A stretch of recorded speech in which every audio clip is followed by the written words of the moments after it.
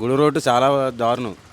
మన పత్తిపాడు బైపాస్ కాడ నుంచి తాడేపూడి కూడా వచ్చే రోడ్డు చాలా దారుణంగా ఉంది. అసలు బైకులు కానీ, లారీ కానీ, బస్సులు కానీ, కార్లు కానీ ఏవైనా చాలా చాలా ప్రాబ్లం. ఏంటంటే రిపేర్లు బాగా ఎక్కువ అవుతున్నాయి. టైర్లు కానీ వేరు వేరే విధంగా ఒక లారీ వెళ్తుందంటే లారీ పక్కన బైక్ కూడా వెళ్తున్నాడంటే ఈ లారీ ఎక్కిన రాయి వెళ్ళి బైక్ కూడా తగలొచ్చు, లేకపోతే బండికే తగలొచ్చు, వాహనానికి వాళ్ళకే తగలొచ్చు, లేకపోతే రివర్స్లో మాకే తగలొచ్చు. ఆ రోడ్ల వల్ల అంత ప్రాబ్లం ఉందన్నమాట. ఆంధ్రప్రదేశ్లో గత ప్రభుత్వం ఎలా ఉంది, ఈ ప్రభుత్వం ఎలా ఉంది?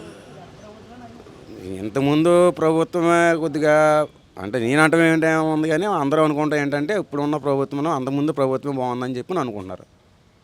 అంటే దీని గురించి కొద్దిగా నాకు ఎక్కువగా తెలీదు. ఏంటి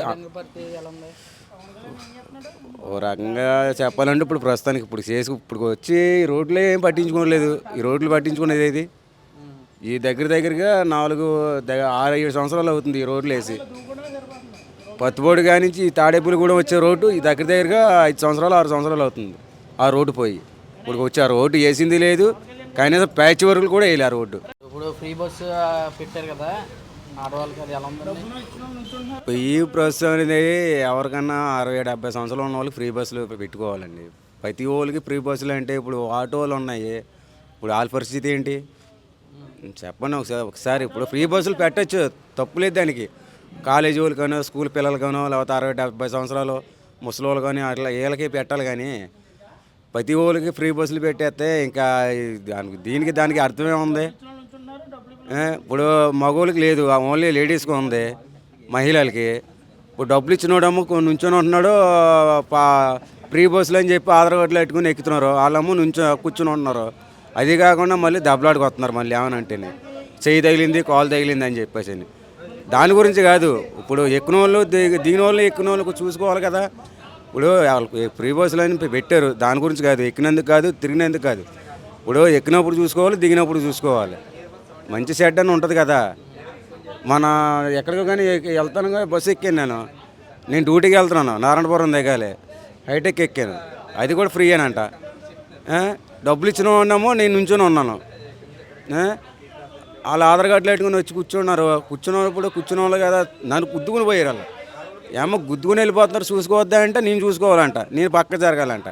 డబ్బులు ఇచ్చిన వాళ్ళు నేను పక్క జరగాలి, ఫ్రీగా ఉన్న వాళ్ళేమో వాళ్ళు చూసుకునే వెళ్ళరు, వాళ్ళు గుద్దుకొని వెళ్ళిపోయి కూర్చుంటారు వాళ్ళు.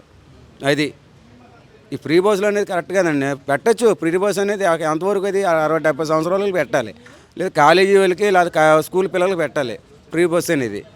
అంతేనే కానీ ఎవరికి పడితే వాళ్ళకి పెట్టేస్తే ఇంకా అర్థం ఏముంది. ఏదో ఆటో వాళ్ళకి నెలకి ఎంత అని, సంవత్సరానికి ఎంత అని వేస్తున్నారు. ఇప్పుడు వాళ్ళు బతకాలి కదా. ఫ్రీ బస్సులు అనేది కరెక్ట్ పెట్టచ్చనే, అయితే ఏంటంటే ఎవరు పడితే వాళ్ళకి కాదు. మరి ఏ రకంగా పెట్టారో ఫ్రీ బస్సులు అనేది. ఇప్పుడు ఫ్రీ బస్సులు పెట్టారు, కండక్టర్లు ఏం మాట్లాడలేకపోతున్నారు, కక్కలాగా మెంగలాగా వాళ్ళే ఉంటున్నారు. వాళ్ళు ఎంతవరకు కరెక్ట్ కదండి ఫ్రీ బస్సులు అనేది. ఫ్రీ బస్సులు పెడతామని కరెక్ట్ కదండి. చాలామంది పైగా అనలేకపోతున్నారు, కానీ అందరూ మనసులో ఉన్నది ఇదే, ఫ్రీ బస్సులు అనేది పెడతాం కరెక్ట్ కాదు. తాడేపల్లిగూడెంలో ఎమ్మెల్యే గారు పనితీరులు బాగున్నాయా? ఆయన ఎప్పుడు బాగానే ఉంటాయని ఆయన ఎప్పుడు. అయితే ఏంటంటే ఈ రోడ్డు ఒకటి పట్టించుకోలేదన్న పేరు ఒకటే, కానీ మన పత్తిపాడు నుంచి తాడేపల్లిగూడెం వచ్చే రోడ్డు ఉంది కదా, ఆ రోడ్డు ఒకటే మహా దరిద్రంగా ఉందండి రోడ్డు. అది స్కూల్ పిల్లలు కానీ, బస్సుల వాళ్ళు కానీ, ఆటోలు కానీ, బైక్ వాళ్ళు కానీ, ఎవరికైనా కానీ చాలా ప్రాబ్లం ఇది. మీకు ఎమ్మెల్యే గారు అందుబాటులో ఉంటున్నారా? ఏ పని అయినా ఆయన ఎప్పుడు అందుబాటులో ఉంటాడు. ఆయన అందుబాటులో ఉంటారు ఎప్పటికప్పుడు. అన్ని సౌకర్యాలు బాగానే ఉంటాయి ఆయన బాగానే చేస్తాడండి ఆయన.